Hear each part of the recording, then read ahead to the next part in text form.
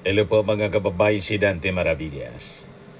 Umusok po si Tingog Party List Representative Jude Asidre sa naging akusasyon po ni Senator Amy Marcos na binayaran daw po yung mga congressmen para i-impeach si Sara Duterte. Sabi ni Asidre, pangalanan mo niya kung sino yung mga tumanggap ng bayad. Sabi ni Asidre, name names. Yan yung hamon ni Asidre kay Amy Marcos. Yun ang sinasabi natin. Pangalanan niya. Nag-record po ng video si Amy Marcos. Huy! Mainit pa rin ang panahon, mainit pa rin ang chismis galing sa Kongreso at Senado. Papangano, yung 3 little letters na sinasabi na FLR, for later release, yung mga project na nakatenga, for never release, tanggap na ng mga opisyal na wala talagang pera sa administrasyon. Walang project. Tignan ninyo, may nagpapatayo ba ng mga tulay? Meron bang mga road widening o di kaya bagong kalsada na binubuksan? Wala. Kaya sabi nila, tiisan na lang to, wala tayong magagawa. Marami pa tayong utang mula nung huling halalan. May 2 halalan pa ng barangay at barn. Tiisa na lang. Pero may bagong pananakot ngayon. 3 little letters na naman. Ang pangalan, Ombudsman. OMB. Nakakatakot dahil kakasuhan ka raw kapag hindi ka bumoto para sa impeachment ni VP Sara. Tama ba yun? Nakakatakot talaga. At hindi pa yon. Maliban pa sa OMB, may DOJ pa, may NBI pa, may SEC pa. Sangkatutak na kaso ang uulan sa inyo pag hindi kayo bumoto ng twin. Nakaka-nervyos talaga. Tama ba ito? Talagang may bribery na, may pananakot pa. Ano ba itong nangyayari sa bansa natin? Puro marites mga kababayan ang sinasabi ni Amy Marcos. Kaya inamon siya ni Jude Asidre ng Tingog Party List. Pangalanan mo niya kung sino-sino yung binibribe, tumanggap ng bribe sa aming mga congressmen. Ano ka ngayon, Amy Marcos? Pangalanan mo daw. Yan sabi ni Jude Asidre. Kung may ebidensya si Senadora Amy, ilabas niya ang resibo. Pangalanan niya ang mga tumanggap. Pangalanan niya ang mga nag-alok. At magsampa siya ng kaso. Kung wala, tigilan niya ang diversion at paninira sa buong Kamara. Ayon kay Asidre, a sitting senator niya should exercise restraint and respect. Ako equal chamber of Congress instead of throwing out allegations unsupported by proof. Senadora siya. Dapat alam niya ang bigat ng ganitong paratang. Ang Senado at Kamara ay kapwa sangay ng Kongreso. Ang respeto sa co-equal chamber ay hindi dapat optional. Lalo na kung wala ka namang hawak na patunay. Pareho po ni Sara Duterte. Ganon din yung sinasabi ni Sara na kinakwarta daw yung impeachment laban sa kanya. Di maglabas kayo ng ebidensya ng resibo, sino yung mga binayaran na mga congressmen at sino yung nagbayad. Kasuhan ninyo, hindi yung puro kwento. Puro kayo propaganda. Sabi po ni Asidre, yung attempts niya to shift the public conversation toward alleged payoff stories only distract from the substantive allegations already on record. Hindi pwedeng magagis ka ng 5 million pesos, 3 million kada buwan at 150 million na projects tapos bala na ang publiko sa chismis.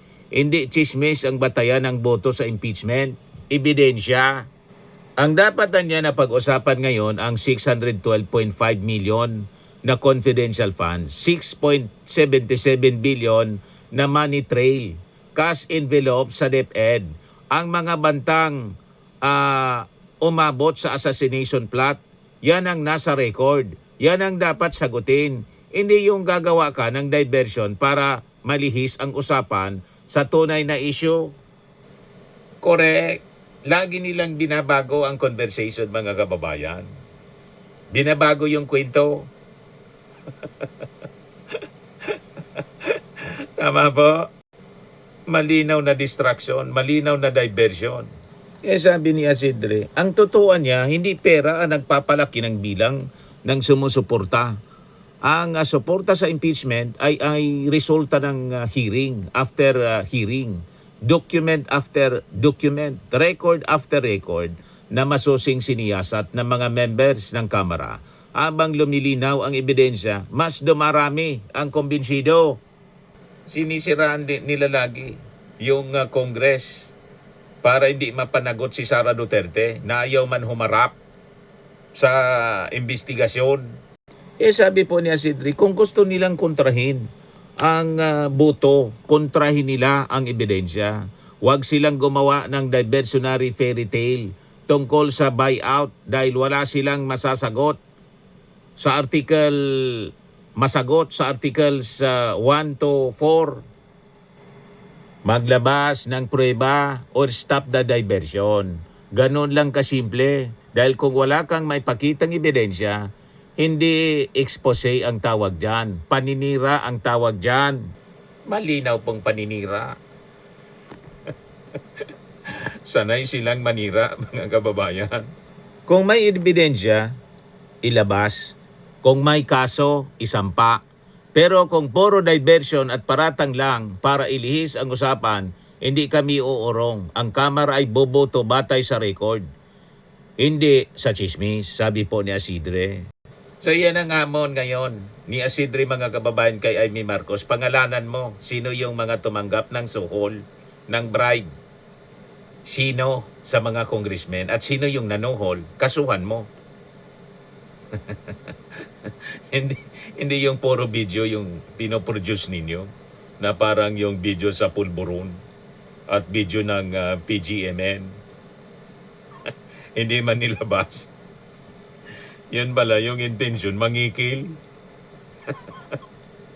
Laban kay Martin Romualdez. Ayan, nasilo, natimbog, mga kababayan, sa entrapment. Yung gawain ng kampo ninyo, yun ang inaakusa ninyo sa Congress. Walang ganun po sa Congress. Indabag na kasi po ang around 215 lawmakers, sabi po ni Deputy Speaker Benitez, na aabot po sa 215 na mga congressmen ang boboto pabor sa pagpadala ng impeachment case sa Senado laban kay Sara Duterte. So, more than the required 106. Sabi naman, mga kababayan, ni House Assistant Majority Leader Sia Alonto Adjong ng Lanao del Sur, the Senate impeachment trial would give the camp of Vice President Sara Duterte full opportunity niya na ipaliwanag niya yung 2 billion pesos na bank discrepancy tied to the Anti-Money Laundering Council or AMLAC reported 6.77 billion flag transactions. Yan po yung totoong issue, yung nasilip ng AMLAC. Doon dapat natin i-focus yung conversation. Hindi yung kung ano-anong mga akusasyon na baseless. Ipaliwanag ni Sara Duterte, Amy. Ipaliwanag ng best friend mo, bakit may nasilip na 6.77 billion yung AMLAC sa kanyang bank account. At kung hindi totoo at sabi may bank glitch, dibuksan yung bank accounts. Pumirma sila ng waiver. Ganon lang kasimple yon. Pag napatunayan na talagang 2 million lang, hindi 2 billion, bank glitch daw. Sabi ng mga analyst po, malaboan niya na yung bank glitch nangyari for 2 decades.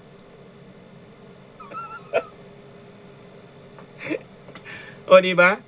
At saka, yung paliwanag ng abogado ni Manscarpio po, puro lang kwento, demo, sample ng bank accounts, ng entries.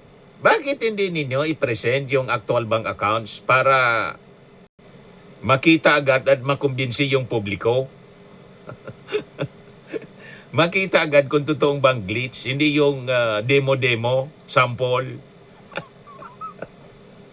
100 aja yung pumasok, kinobra yung 50 pesos, naggumawa ng presentation po, sample. Pwede naman gawin ninyo yung actual bank accounts para yun ang talagang credible. Pero kung mag-explain lang kayo ng sample transaction, sino man maniwala niyan? At ginagawa ninyo sa press conference, hindi man sa Congress. Sa Congress, hindi yun acceptable. Ang iingin talaga sa inyo, yung mismong bank accounts. Ipakita ninyo kung saan nangyari yung glitch. Siguradong may record siya doon. Recorded siya yung glitch. Kung totoong may glitch. Kaya lang, malamang sa malamang, kwento lang ninyo. Palusot. Ngayon, going back kay Congressman Asidre, sabi po ni Congressman Asidre, tama niya yung posisyon ni Kidapawan Bishop Jose Colin Bagaforo, na sabi po ni Bishop Bagaforo, yung impeachment proceeding against Sara Duterte are not persecution but part of a constitutional and democratic process, saying that the case should now be viewed not only as a legal obligation anya, but also as a healing process for a country weighed down by public distrust and political division. Sabi ni Asidre, tama si Bishop Bagaforo, in a democracy, transparency is not a weakness. Accountability is not political harassment. Justice is not destabilization. Ang impeachment process po, actually, proseso ng paghilom, proseso ng paghanap ng sagot, ng liwanag, sabi po ni Asidre. Kung may sugat na niya sa tiwala ng tao, doon iyon nagsimula. Pera ng bayan ang pinag-uusapan dito. Kapag may tanong sa confidential funds at hindi masagot ng diretso, lalong lumalala ang sugat ng publiko. Hindi nakakagaling ang pag-iwas, hindi nakakagaling ang pagkawala sa hearing. Habang dumadami ang tanong, lalong lumalalim ang sugat kapag walang humaharap at walang nagpapaliwanag. Hindi nag-iilom ang bayan kung may bilyon-bilyong galaw ng pera, tapos ang sagot ay katahimikan o technicality. Tapos ang pagsagot laging sa press release at press conference, kung saan hindi under oath ang mga nagsasalita. Kailangan ng taong bayan ng malinaw na paliwanag, hindi malabong depensa. Kapag malinis ang konsensya mo, hindi mo katatakutan ng proseso. Ang matatakot lang sa masusing investigasyon ay yung may ayaw ipakita sa liwanag. Ang impeachment ay hindi pandurog ng bansa. Ito ang paraan para tahiin muli ang punit na tiwala ng publiko. Proseso ito ng paghilom, ng sugat na dulot ng duda, pagkalito at pagkati-ati ng ating bansa, sabi ni Asidre. Kung gusto nating maghilom bilang bansa, huwag nating pigilan ang proseso. Hayaan nating umusad ang katotohanan. Doon lang babalik ang tiwala, doon lang liliwanag ang pananagbutan. Ayaw kasi nila ng liwanag, gusto nila sa dilim. Pati nga yung damit mga kababayan ni Amy Marcos saka ni Sara Duterte, itim. Proud sila sa kadiliman. Ayan man lang po, mga kababayan, yung ating short video. Ako po si Dante Maravillas. Bye-bye po. God bless.